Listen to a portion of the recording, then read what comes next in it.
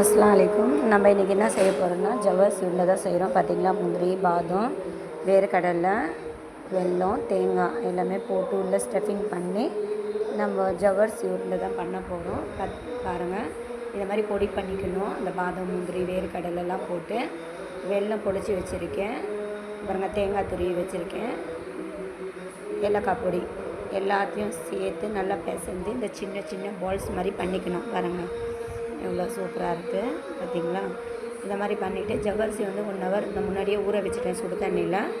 இந்த பாருங்கள், இந்த மாதிரி உருண்டையாக பிடிச்சிட்டு நெய், சாப்பாடு நெய் கொஞ்சம் தட்டில் தடவிட்டு இந்த பாருங்கள் உருண்டையாக போட்டு நான் 10 கரெக்டாக எங்களுக்கு பண்ணியிருக்கேன். பார்த்திங்களா, 2 அடுக்கு மாதிரி இந்த மாதிரி போட்டுட்டு ஒரு 15 நிமிஷம் நம்ம கரெக்டாக வேக வைக்கணும். வெந்ததுக்கப்புறமா காட்டுறேன் எவ்வளோ பஞ்சியாக சாஃப்டாக நல்லா. பாருங்கள் எப்படி இருக்குது, நான் காமிக்கிறேன் பாருங்கள் உங்களுக்கு. இந்த பாருங்கள் எப்படி இருக்குது தெரியுதா, நமக்கு நான் எப்படி இதாவது பஞ்சு மாதிரி. பாருங்கள் எவ்வளோ சாஃப்டாக இருக்குது.